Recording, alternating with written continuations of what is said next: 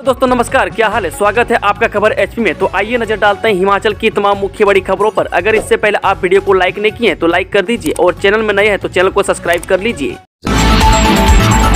SMC और computer शिक्षकों को अनुबंध पर लगाने की तैयारी, ठोस नीति बनाने पर विचार।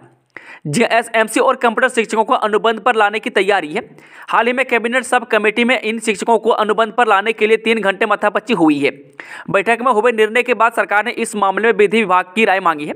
वह प्रदेश सरकार का मानना है कि इन शिक्षकों का शोषण हुआ है। ऐसे में सुकू सरकार शिक्षकों के लिए ठोस नीति बनाने पर विचार कर रही है। बता दें कि कैबिनेट सब कमेटी ने इन शिक्षकों को राहत देने के लिए 4 विकल्प तलाशे हैं। इन दोनों वर्गों के शिक्षकों की संख्या करीब 2600 है। हिमाचल में ये शिक्षक बीते 15 साल से सेवाएं दे रहे हैं।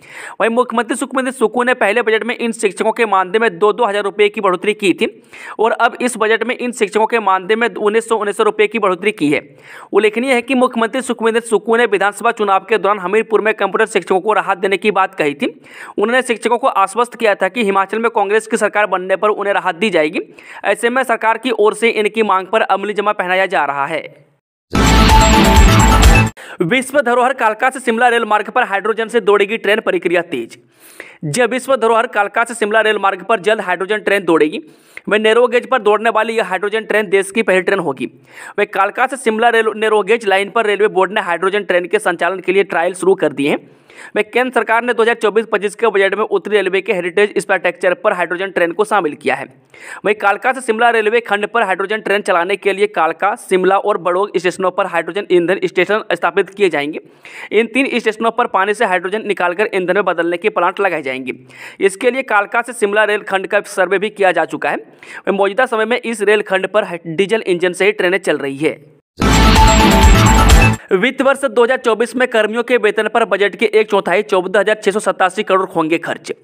जो अगले वित्त वर्ष 2024-25 के बजट में अकेले कर्मचारियों के वेतन पर ही 14,687 करोड़ रुपए खर्च हो जाएंगे। वहीं पेंशन पर 9,961 करोड़, ऋण और ब्याज चुकाने में 11,700 करोड़ रुपये चले जाएंगे। वहीं सामाजिक सुरक्षा पेंशन पर 1,438 करोड़ और रख रखाव पर 2,700 करोड़ रुपये व्यय होंगे। वहीं मुख्यमंत्री सुखविंदर सुक्खू की ओर से शनिवार को पेश किए गए 58,444 करोड़ रुपये के बजट अनुमान पेश किए हैं।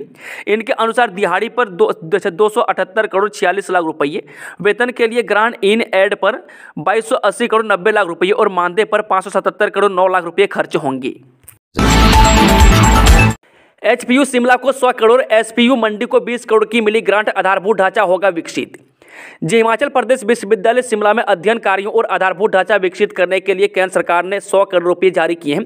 इसके साथ ही सरदार पटेल विश्वविद्यालय मंडी को, जहां प्रदेश सरकार से 10 करोड़ का बजट मिला है, वहीं केंद्र सरकार से 20 करोड़ की ग्रांट मिली है। इसका विश्वविद्यालय प्रबंधन को आधिकारिक पत्र प्राप्त हो गया है। यह ग्रांट प्रधानमंत्री उच्चतर शिक्षा अभियान के तहत जारी की गई है। वहीं अब विश्वविद्यालय में बेहतरीन स्मार्ट क्लासरूम, लेबोरेटरी और अन्य सुविधाओं को बढ़ाया जा सकेगा। यह ग्रांट देश के अन्य विश्वविद्यालयों को भी जारी की गई है। इस विषय पर प्रधानमंत्री नरेंद्र मोदी 20 फरवरी को यूनिवर्सिटी प्रबंधन के साथ वीडियो कॉन्फ्रेंसिंग से वार्ता भी करेंगे। इसमें मंडी से professor vice chancellor Anupama Singh Patel university की बात रखेंगी। राशन डिपो में नामी कंपनी की चाय, दंत मंजन समेत 21 उत्पाद भी मिलेंगे। हिमाचल प्रदेश के लाखों राशन कार्ड उपभोक्ताओं को मार्च से नामी कंपनियों के उत्पाद राशन की सस्ती दुकानों में उपलब्ध होंगे। वह चाय से लेकर दंत मंजन तक 21 उत्पाद उपभोक्ताओं को बाजार से 10% तक सस्ते मिलेंगे। वह पोस्ट मशीनों में इन उत्पादों के दाम लोड कर दिए गए हैं। बता दें, गरीबी रेखा से नीचे यानी कि बीपीएल, गरीबी रेखा से ऊपर यानी कि एपीएल और टैक्स भरने वाले सभी राशन कार्ड उपभोक्ताओं को इन उत्पादों पर एक बराबर उपदान मिलेगा। बता दें कि Himachal Pradesh state civil supply corporation ने 2100 डिपों की पोस्ट मशीनों में रेट लिस्ट को लोड कर दिया है। इस प्रकार की व्यवस्था पहली बार की जा रही है। इससे पहले किसी भी कंपनी के उत्पादों को डिपों के माध्यम से सस्ती दरों पर नहीं बेचा गया था। वह डिपो में इनमें से कुछ उत्पादों पर 8% तो चाय पर 10% की सब्सिडी रहेगी। वह Himachal Pradesh state civil supply corporation के महाप्रबंधक राजेश्वर गोयल ने बताया कि दाम लोड कर दिए गए हैं, अब इन्हें ऑनलाइन कर दिया जाएगा। ये 21 उत्पाद राशन कार्ड धारकों को बाजार मूल्यों से सस्ते मिलेंगी। लोक निर्माण विभाग के मल्टीटास्क वर्करों को राहत देने की तैयारी। जो लोक निर्माण विभाग में तैनात मल्टीटास्क वर्करों को सरकार राहत देने की तैयारी में है। वह बजट में ये कैटेगरी छूटी है। ऐसे में इनको राहत देने के लिए लोक निर्माण विभाग वित्त विभाग के अधिकारियों की बैठक होगी। मुख्यमंत्री सुखविंदर सुक्खू बजट पर चर्चा के दौरान इनका मानदेय बढ़ाने की घोषणा कर सकते हैं। वह लोक निर्माण मंत्री विक्रमादित्य सिंह कह चुके हैं कि बजट में कई चीजें छूट गई है। इस विषय पर विधानसभा में स्थिति स्पष्ट की जानी है। वह हिमाचल में 4000 से ज्यादा मल्टीटास्क वर्कर हैं। इन वर्करों को सरकार से उम्मीद थी कि बजट में उनके लिए कुछ न कुछ मिलेगा। इन लोक निर्माण मंत्री ने इन वर्करों को आश्वस्त भी किया था। अब बजट पर चर्चा के दौरान इनके लिए घोषणा की जा सकती है। इन वर्करों को 4500 के करीब मानदेय मिलता है। इन वर्करों को लोक निर्माण विभाग के मंडल व उपमंडल स्तर पर तैनात किया गया है। वहीं आपदा के समय में इन वर्करों ने युद्ध स्तर पर काम किया है। ये वर्कर अब सरकार से उम्मीद लगाए हुए हैं।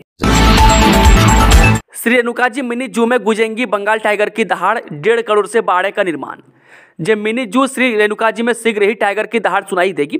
इसके लिए वन्य प्राणी विभाग ने प्रयास तेज कर दिए हैं। वहीं मई में यहां टाइगर के जोड़ों को लाया जा सकता है। वहीं इनके लिए बाड़े यानी कि एनक्लोजर का निर्माण कार्य युद्ध स्तर पर चल रहा है। वहीं मिनी जू रेणुकाजी में 4750 वर्ग मीटर क्षेत्र में 1.5 करोड़ रुपये से टाइगर के आधुनिक बाड़े का निर्माण किया जा रहा है। विभाग ने 30 अप्रैल से पूर्व ठेकेदारों को यह कार्य पूर्ण करने के निर्देश दिए हैं। वह विभाग पहली बार बंगाल टाइगर के जोड़ों को रेणुकाजी में लगाएगा, लेकिन बाद में इनकी संख्या 4 तक की जा सकेगी। काम की खबर। अब हिमाचल में नगर परिषद एक क्लिक पर देखेगा फैमिली की स्टिक जानकारी। पहली बार बनेगा डिजिटल परिवार रजिस्टर। जो हिमाचल प्रदेश के रामपुर बुशहर में अब नगर परिषद एक क्लिक पर फैमिली की स्टिक जानकारी मिलेगी। वह नगर परिषद प्रबंधन से मिली जानकारी के अनुसार ये पहली बार है जब शहरी निकाय परिवार रजिस्टर बनाने के लिए अधिकृत हुआ है। वह आज से पहले संबंधित वार्ड के पार्षद ही अपने अधीन रह रहे लोगों की जानकारी उपलब्ध करवाकर उन्हें जरूरी दस्तावेज देते थे। प्रदेश का नंबर 1 पुनर्वास केंद्र बनेगा हमीरपुर। 5 में से 2 यूनिट कर रही काम, सरकार से मांगा जाएगा फंड। जब जिला के पुनर्वास केंद्र को प्रदेश का सबसे अच्छा तथा सुविधाजनक सेंटर बनाया जाएगा। यहां पर स्थापित 5 यूनिट में से 2 काम कर रही है। वह पहले 1 यूनिट काम कर रही थी, लेकिन प्रदेश सरकार से मिले 10 लाख रुपए के फंड से कृत्रिम अंक वाली यूनिट को भी संचालित कर दिया गया है। वह उपायुक्त हमीरपुर अमरजीत सिंह ने जिला पुनर्वास केंद्र का निरीक्षण किया तथा यहां 2 यूनिट में मिल रही सेवाओं पर संतोष जताया। उन्होंने कहा कि आने वाले समय में प्रदेश तथा केंद्र सरकार से पत्राचार कर अन्य 3 यूनिट को शुरू करने के लिए फंड उपलब्ध करवाने की डिमांड की जाएगी। उन्होंने कहा कि यहां पर फिजियोथेरेपी तथा दिव्यांगों को कृत्रिम अंग उपलब्ध करवाए जा रहे हैं। उन्होंने इस दौरान जिला पुनर्वास केंद्र के प्रभारी को भी सेंटर की पूरी डिटेल उपलब्ध करवाने के निर्देश दिए हैं। यूनिवर्सल कार्टन में बिकेगा सेब। प्रदेश सरकार ने जारी की अधिसूचना। इस सीजन से व्यवस्था। जब प्रदेश में इस बार के सेब सीजन से सेब यूनिवर्सल कार्टन में बिकेगा। वह सेब के एक कार्टन में 20 किलो तक ही सेब होगा। वह कृषि विभाग ने इसकी अधिसूचना जारी कर दी है। वह प्रदेश सरकार की ओर से जारी की गई अधिसूचना के अनुसार सेब वजन के साथ छोटे बड़े आकार के सेब को लेकर अलग अलग मानक तय किए जाएंगे। वह जिसमें मीडियम के 125, स्मॉल के 150, एक्स्ट्रा स्मॉल ग्रेड के 175 फल होंगे। वह कार्टन में सेब के 6 तरह के ग्रेड के लिए अलग अलग वजन, ट्रे की संख्या, प्रति बॉक्स सेब और प्रति पेटी वजन को स्पष्ट किया है। पूर्व सरकार का एक और फैसला बदला जाएगा। आयुर्वेद में अब इन नियमों से होंगी नियुक्तियां। आयुष मंत्री यादवेंद्र गौमा ने विधानसभा में प्रश्नकाल के दौरान भाजपा विधायक सतपाल सती के सवाल का जवाब देते हुए एक बड़ा ऐलान किया। उन्होंने कहा कि आयुर्वेद में डॉक्टरों सहित कुछ वर्गों में नई नियुक्तियां दी जा रही है। ऐसा करने से पहले पूर्व सरकार के फैसलों को बदला जाएगा। उन्होंने कहा कि पिछली सरकार ने चुनिंदा जिलों में ही डॉक्टर नियुक्त करने को लेकर कैबिनेट से फैसला करवाया था, लेकिन अब इसे बदलते हुए वैकेंसी नियम बदले जाएंगे और नियुक्तियां हर जिला में होंगी, जिससे पहले पदों को रेशनलाइज किया जाएगा। वही भाजपा विधायक सतपाल सती ने निजी विश्वविद्यालय और आयुर्वेदिक महाविद्यालय में स्टेट कोटे से चयनित प्रशिक्षु आयुर्वेदिक चिकित्सकों को उनकी इंटर्नशिप के दौरान यह वजीफा न देने का मामला उठाया। मंत्री ने जवाब में कहा कि आयुर्वेदिक कॉलेज पपरोला में अभी BAMS की 175 और PG की 56 सीटें हैं। इनमें 10,000 प्रति छात्र स्टाइपेंड दिया जा रहा है, लेकिन निजी संस्थानों में यह स्टाइपेंड नहीं मिलता है। इस बारे में आयुष मंत्रालय की संबंधित एजेंसी से मामला उठाया जाएगा। 1900 रुपये सैलरी बढ़ाने पर भी अध्यापकों का यह वर्ग नाखुश, सरकार के खिलाफ खोल दिया मोर्चा। ये शिमला शहर में 8 फरवरी से पेन डाउन स्ट्राइक पर चल रहे एसएमसी शिक्षकों ने सरकार के खिलाफ मोर्चा खोल दिया है। वह सरकार ने बजट में एसएमसी शिक्षकों का 1900 रुपये बढ़ाया है, लेकिन एसएमसी शिक्षक सरकार से नियमितीकरण की मांग कर रहे हैं और 1900 बढ़ाने से शिक्षक खुश नहीं है। वह जिसके चलते शिक्षकों ने शिमला चौड़ा मैदान में धरना प्रदर्शन किया और सरकार से नियमितीकरण के लिए ऐलान की मांग की। वहीं एसएमसी शिक्षक संघ के प्रवक्ता निर्मल ठाकुर ने बताया कि 2555 के आसपास एसएमसी शिक्षक प्रदेश के दुर्गम इलाकों में 12 वर्षों से अपनी सेवाएं दे रहे हैं। ऐसे में सरकार को इन शिक्षकों के भविष्य को लेकर सोचना चाहिए। बजट से एसएमसी शिक्षकों को उम्मीद थी कि सरकार एसएमसी शिक्षकों को पीटीए की तर्ज पर नियमित करेगी, लेकिन सरकार ने मात्र 1900 रुपये बढ़ाकर शिक्षकों से मजाक किया है। वहीं 21 फरवरी से प्रदेश में बच्चों की प्रैक्टिकल परीक्षाएं शुरू हो रही है।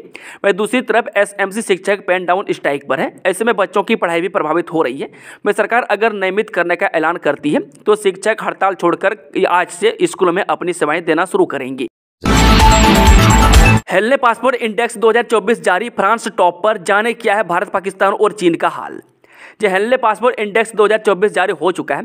यह सूचकांक पासपोर्ट की ताकत के आधार पर देशों का आकलन करता है। किसी भी देश के पासपोर्ट की मजबूती से पता चलता है कि वह एक सॉफ्ट पावर के तौर पर कितना प्रभावशाली है। वह हेलने पासपोर्ट इंडेक्स में फ्रांस शीर्ष स्थान पर है। वह फ्रांस के पासपोर्ट रखने वाले लोग बिना वीजा के 194 देशों की यात्रा कर सकते हैं। वह फ्रांस के साथ साथ जर्मनी, इटली, जापान, सिंगापुर और स्पेन शीर्ष स्थान पर है। वहीं इस सूचकांक में फिनलैंड, दक्षिण कोरिया और स्वीडन दूसरे स्थान पर है। वहीं इन देशों के पासपोर्ट रखने वाले लोग 193 देशों में वीजा मुक्त यात्रा कर सकते हैं। इसके अलावा ऑस्ट्रेलिया तीसरे स्थान पर, जिसके पासपोर्ट से 192 देशों में वीजा मुक्त यात्रा कर सकते हैं। हिमाचल में मौसम का रेड अलर्ट, आज ऊंचाई वाले क्षेत्रों में भारी बर्फबारी, मैदानों में चलेगा तूफान। हिमाचल में मौसम ने एक बार फिर करवट बदली है। मौसम विभाग ने सोमवार के लिए रेड अलर्ट जारी किया है। इस दौरान प्रदेश के ऊंचाई वाले क्षेत्रों में भारी बर्फबारी होने की आशंका है। इससे बिजली, सड़क और संचार सुविधाएं ठप पड़ सकती है। मौसम विभाग ने स्थानीय प्रशासन को अलर्ट रहने की सलाह दी है। मैदानी इलाकों में बारिश के साथ करीब 50 किलोमीटर की रफ्तार से तेज हवाएं चल सकती हैं। मौसम में यह बदलाव पश्चिमी विक्षोभ के सक्रिय होने से हुआ है। इससे पूर्व मौसम विभाग ने रविवार को येलो अलर्ट की चेतावनी दी थी, जिसके चलते प्रदेश के कई हिस्सों में बर्फबारी और हल्की बारिश हुई है।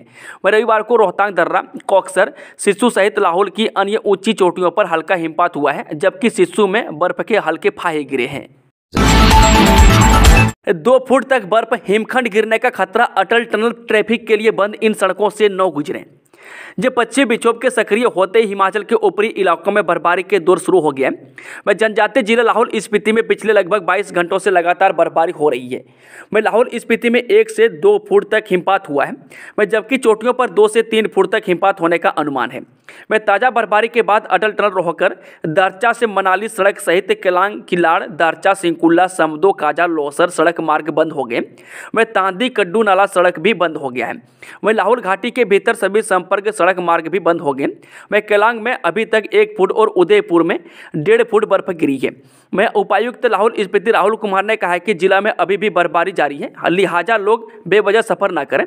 कई इलाकों में अब हिमखंड गिरने का खतरा बना हुआ है। उन्होंने कहा कि पीडब्ल्यूडी के कामगार केलांग कस्बे की मुख्य सड़क को बहाल करने में जुट गए हैं।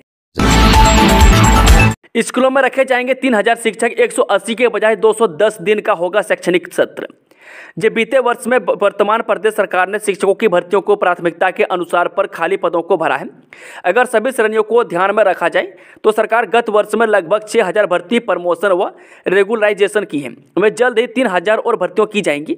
वह शिक्षा मंत्री रोहित ठाकुर ने कहा कि अगर पिछली सरकार के 1 साल के कार्यकाल के साथ हमारी सरकार के 1 साल की तुलना की जाए तो हमारी सरकार ने लगभग उनसे 3 गुना ज़्यादा भर्तियों व प्रमोशन की है। वह गत वर्ष में शिक्षा विभाग में जेबीटी 388, टीजीटी 66, C&B 98 नई नियुक्तियों की गई है। वह आने वाले कुछ दिनों में टीजीटी 898, जेबीटी 1161 व शास्त्री के 193 कुल 2262 बैच वाइज तरीके से नियुक्तियां कर दी जाएंगी। वहीं 10वीं के 10,552, 12वीं के 10,550 व कॉलेज के लगभग 1000 टॉपर्स को टैब वितरित कर दिए गए हैं। वहीं 2022-23 के स्कूल और कॉलेजों के टॉपर्स को भी बहुत जल्दी डीबीटी के तहत इस लाभ को पहुंचाया जाएगा। एनएचएम कर्मियों को बनेगी रेगुलर पॉलिसी, सीएम सुक्खू ने जून में अस्थायी नीति बनाने का दिया आश्वासन। जिन नेशनल हेल्थ मिशन में तैनात 2000 कर्मचारियों के लिए राहत की खबर है। वे लंबे अरसे से नियमित होने को तरस रहे इन कर्मचारियों को राज्य सरकार से आश्वासन मिला है। मुख्यमंत्री सुखविंदर सुक्खू ने कर्मचारियों को जून माह तक नियमित करने के लिए अस्थायी नीति बनाने का आश्वासन दिया है।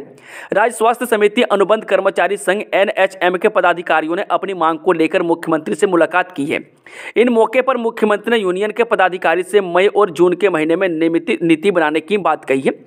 इससे कर्मचारी में एक नई उम्मीद जगी है। वहीं यूनियन के पदाधिकारी कई बार मुख्यमंत्री से लेकर मिले हैं और उन्हें हर बार आश्वस्त किया है, लेकिन इस बार NHM कर्मचारियों में एक नई उम्मीद जगी है। वहीं प्रदेश में लगभग 2000 के करीब कर्मचारी 54 श्रेणियों NHM में विभिन्न पदों पर सेवाएं दे रहे हैं। इसमें doctor, pharmacist, health worker, accountant, TB supervisor, data entry operator, fridge mechanic, computer assistant, dental assistant, counsellor पदों पर सेवाएं दे रहे हैं। MBBS व BDS परीक्षाओं की डेट शीट जारी।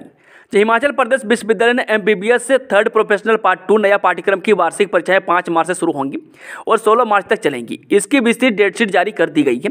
इसके अलावा MBBS थर्ड प्रोफेशनल पार्ट 2 पुराना पाठ्यक्रम की अनुपूरक परीक्षाएं 5 से 16 मार्च तक और MBBS थर्ड प्रोफेशनल पार्ट 1 पुराना पाठ्यक्रम की अनुपूरक परीक्षाएं 5 से 9 मार्च तक आयोजित होंगी। मैं इसी तरह BDS तृतीय व अंतिम वर्ष के अनुपूरक परीक्षाओं की डेटशीट जारी कर दी है। मैं डेटशीट के अनुसार तृतीय वर्ष की परीक्षाएं 5 से 13 मार्च तक चलेंगी, जबकि अंतिम वर्ष की परीक्षाएं 6 से 22 मार्च तक चलेंगी। वह विस्तृत डेटशीट विश्वविद्यालय की वेबसाइट पर उपलब्ध करवा दी है। 27 फरवरी को फिर होगी इंडियन टेक्नोमैक कंपनी की नीलामी। जब प्रदेश के बहुचर्चित 4300 करोड़ रुपए के कर एवं बैंक कर्ज घोटाले में फंसी इंडियन टेक्नोमैक कंपनी परिसर की नीलामी 27 फरवरी को होगी। वह प्रदेश हाईकोर्ट के आदेश पर राज्य कर एवं आबकारी विभाग द्वारा नीलामी की यह तारीख तय की गई है। इस बार यह छठी नीलामी होगी। दरअसल राज्य कर एवं आबकारी विभाग इस नीलामी में कंपनी के भवन व सेट के साथ साथ प्लांट व मशीनरी जैसी संपत्ति की नीलामी करेगा।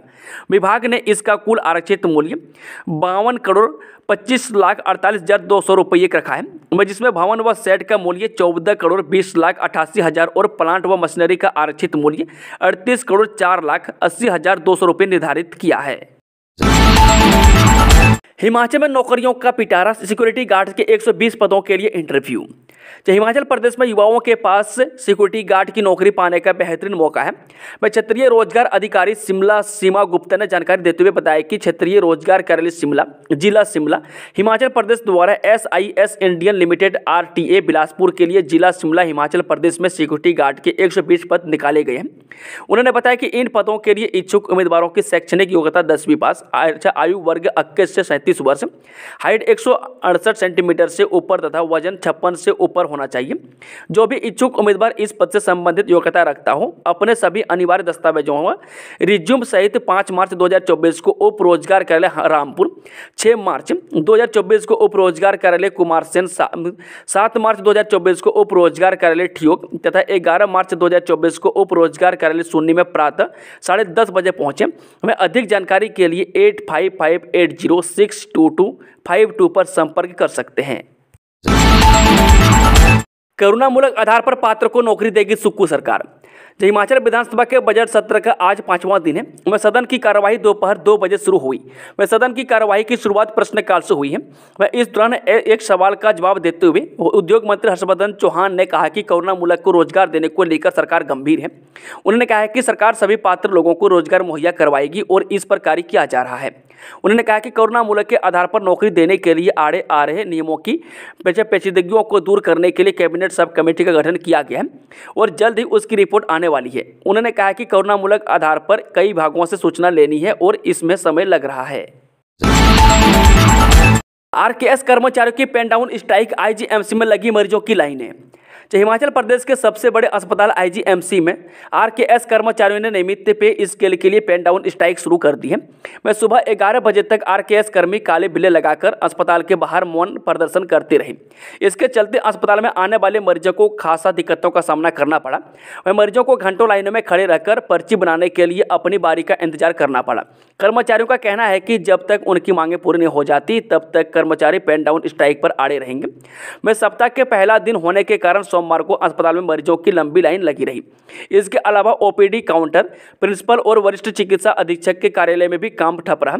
मैं सुबह 8 बजे से लेकर दोपहर 11 बजे तक अस्पताल का पर्ची काउंटर बंद रहने की वजह से अस्पताल में मरीजों के उपचार में देरी हुई। सरकार ने स्कूल तो अपग्रेड कर दिया, लेकिन भवन बनाना भूल गई।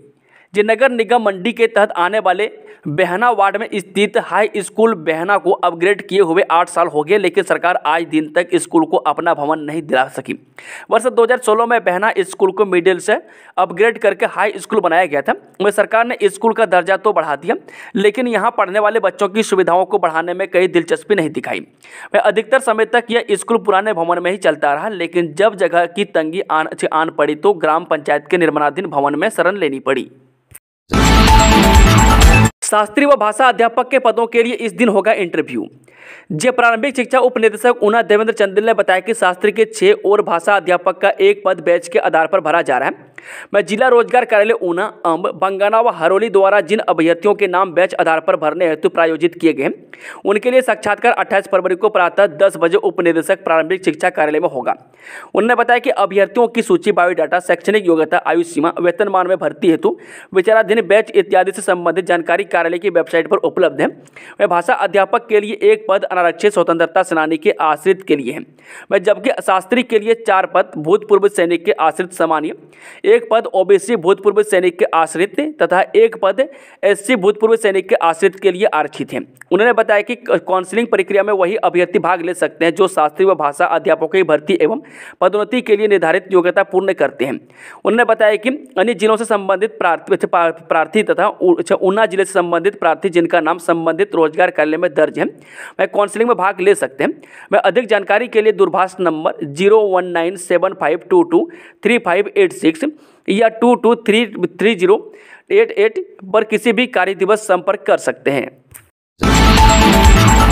लोकसभा टिकट आवेदनों से कांग्रेस ने जुटाई 36,10,000 रुपये फीस के साथ 15 फरवरी तक मांगे थे आवेदन। जिन लोकसभा चुनाव के लिए आवेदनों से कांग्रेस ने 36 लाख रुपये जुटा लिए हैं, में 10,000 रुपये प्रति उम्मीदवार आवेदन की फीस तय की गई थी और तय तारीख तक 36 आवेदन कांग्रेस मुख्यालय में पहुंचे हैं। लेकिन खास बात यह है कि इन आवेदनों में किसी भी बड़े चेहरे का नाम शामिल नहीं है। वह मंडी से प्रतिभा सिंह या विक्रमादित्य सिंह के लोकसभा चुनाव लड़ने की संभावना है, लेकिन इन दोनों से किसी ने भी टिकट के लिए आवेदन नहीं किया है। वह प्रतिभा सिंह कांग्रेस की प्रदेशाध्यक्ष भी हैं और दिल्ली में मीटिंग के बाद उन्होंने ही आवेदन प्रक्रिया शुरू करने और 10,000 रुपये प्रति आवेदन फीस तय की गई थी। इसके अलावा शिमला संसदीय क्षेत्र से सबसे ज्यादा 16 आवेदन पार्टी मुख्यालय पहुंचे हैं, लेकिन इनमें स्वास्थ्य मंत्री कर्नल धनराम शांडिल, विधानसभा उपाध्यक्ष विनय कुमार और कसौली के विधायक विनोद सुल्तानापुरी का आवेदन कांग्रेस मुख्यालय तक नहीं पहुंचा है। स्टैंप वेंडर्स ने मांगा 10% कमीशन। बैठक में उठा मुद्दा, सरकार के अधीन ही काम करने का किया आग्रह। हिमाचल प्रदेश के समस्त स्टैंप वेंडर की राज्य स्तरीय बैठक हमीरपुर के तहसील परिसर में रविवार को आयोजित की गई। वही बैठक में निर्णय लिया गया कि राज्य कार्यकारिणी की कमेटी का गठन 25 फरवरी से पहले कर लिया जाएगा। वही बैठक में स्टैंप वेंडर ने मांग की है कि ई स्टैंप का काम सिर्फ स्टैंप वेंडर के माध्यम से ही किया जाए। वह बैंक व लोक मित्र को यह कार्य न दिया जाए, क्योंकि पहले भी स्टैंप पेपर सिर्फ स्टैंप वेंडर से ही मिलता था। इस तर्ज में आगामी ई स्टैंप भी होनी चाहिए। यहाँ तक कि स्टैंप वेंडर कमीशन जो न्यूनतम 4% है उसको बढ़ाकर 10% किया जाए, क्योंकि इस महंगाई के दौर में 4% गुजार कर पाना कठिन है। वही बाजार में रॉ मेटेरियल बहुत महंगा हो चुका है और उन्हें 20,000 रुपये प्रतिदिन प्रति व्यक्ति को स्टैंप विक्रय किए जाने का अधिकार है। और अब जो स्टैंप पेपर को विक्रय किए जाने का अधिकार दिया है वह प्रतिदिन 2 लाख रुपये किया है, जबकि वह अधिकार पहले की ही तरह प्रति व्यक्ति प्रतिदिन 2 लाख रुपये होना चाहिए, ताकि हम सुचारू रूप से अपना कार्य कर सकें। बजट ने बेरोजगार युवाओं महिलाओं को किया निराश। विश्व चक्षु का आरोप, लोगों का गुमराह करने का प्रयास। कांग्रेस ने सत्ता में आने से पहले फिर झूठ बोला और सत्ता में आने के बाद पहले बजट में किए गए वादे के अनुसार कार्य नहीं हो पाए हैं। अब दोबारा झूठ बोलकर गुमराह किया जा रहा है। हिमाचल प्रदेश भाजपा मीडिया सह प्रभारी एडवोकेट विश्व चक्षु ने कांग्रेस सरकार के दूसरे बजट को सिरे से खारिज किया है। श्री चक्षु ने कहा कि कांग्रेस ने सत्ता में आने से पहले झूठ बोला और सत्ता में आने के बाद पहले बजट में किए गए वादे के अनुसार कार्य नहीं हो पाए हैं। वह किसी भी वर्ग को राहत नहीं दी गई है। हिमाचल की जनता इस बजट को पूरी तरह से नकारेगी। वह कर्मचारी हितैषी कहने की बात कही है, लेकिन ऐसा कुछ नहीं है। एडवोकेट चक्षु ने कहा कि ओपीएस का भी बजट बजट में कोई जिक्र नहीं है। वह 50% लास्ट पेड ड्रोन पेंशन सुविधा को कम करने की दिशा में काम हो रहा है। इसे 30% करने की योजना चल रही है। वह 14 माह में कांग्रेस सरकार ने 14,000 करोड़ रुपये ऋण लिया है। वह दूध की कीमतें नहीं मिल पाई है। वह प्रदेश की जनता के हजारों खुले हुए संस्थान बंद किए हैं। विधानसभा के पास जंगलों में भीषण आग, लोगों में मचा हड़कंप, मौके पर पहुंची दमकल की गाड़ियां और जवान। हिमाचल में विधानसभा के पास जंगलों में भीषण आग लगी। वह आग लगने से चारों तरफ हड़कंप मच गया। अग्निशमन विभाग के अधिकारियों से प्राप्त जानकारी के अनुसार आग लगने के कारणों का पता नहीं चल पाया है। वह तेज हवा के कारण आग बड़ी तेज रफ्तार से फैल रही थी। वह कड़ी मशक्कत से आग पर काबू पाया जा सका। उत्तर प्रदेश से समझौते के बाद अयोध्या धाम के लिए चलेंगी बसें, अब काउंटर साइन का इंतजार। हिमाचल प्रदेश पथ परिवहन निगम श्री रामलला के दर्शन कराने के लिए निगम के तय किए गए 6 रूट अब उत्तर प्रदेश के साथ अंतर्राज्यीय समझौते के बाद ही शुरू होंगे और उत्तर प्रदेश सरकार ने इस समझौते की शर्त परिवहन विभाग के समक्ष रखी है। अब सरकार जल्द उत्तर प्रदेश सरकार के साथ यह समझौता करेगी। इसके तहत उत्तर प्रदेश परिवहन निगम भी अपनी बसें हिमाचल में चला सकेगा। 400 मीटर गहरी खाई में गिरी कार, 1 की मौत, 3 घायल। शिमला में मतियाना कंदरू सड़क पर हादसा। जिस शिमला के ठियोग में रविवार देर रात एक तेज रफ्तार कार अनियंत्रित होकर सड़क से नीचे खाई में जा गिरी। वह दर्दनाक सड़क हादसे में एक व्यक्ति की मौके पर ही मौत हो गई, जबकि कार सवार 3 लोग गंभीर रूप से घायल हो गए। वह घायलों को ठियोग अस्पताल में प्राथमिक उपचार देने के बाद आईजीएमसी शिमला रेफर किया गया। वह मृतक की पहचान सुंदरलाल निवासी गांव पौची कुमारसैन जिला शिमला के रूप में हुई है, जबकि घायलों की पहचान सौरभ शर्मा निवासी पौची गांव, संतोष शर्मा निवासी पौची और सुनील शर्मा निवासी पौची कुमारसैन के रूप में हुई है। वहीं पुलिस ने मृतक के शव को कब्जे में लेकर पोस्टमार्टम के लिए भेज दिया है। वह जानकारी के अनुसार बता दें कि मतियाना कंदरू सड़क पर रविवार देर रात एक कार में सवार होकर 4 लोग कंदरू में एक भांजे के बेटे के उपनयन संस्कार कार्यक्रम में शामिल होने जा रहे थे। वे कार सवार चारों लोग कुमारसैन के पाउची गांव के निवासी हैं। मतियाना से करीब 2 किलोमीटर आगे निहोरी बाबा मंदिर के समीप तीखे मोड़ पर उनकी कार अनियंत्रित होकर गहरी खाई में जा गिरी। बताया जा रहा है कि सड़क से कार करीब 400 मीटर नीचे खाई में जा गिरी। दोस्तों, खबरों का सिलसिला समाप्त होता है। अगर खबरों पसंद आई हो तो वीडियो को लाइक, शेयर, चैनल को सब्सक्राइब जरूर कर लें।